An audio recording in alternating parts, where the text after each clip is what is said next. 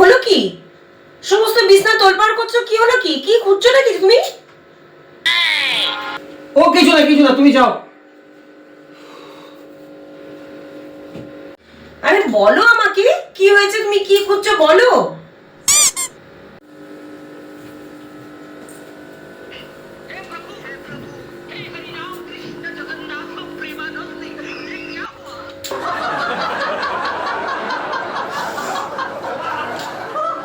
আমি যেটা খুঁজছি সেটা তুমি জানো না? আমি বিছানার নিচে একটা টাকার বান্ডিল রেখেছিলাম, হলুদ রঙের গার্ডার দেওয়া। সেই টাকার বান্ডিলটা খুঁজে পাচ্ছি না। তুমি নিয়েছো?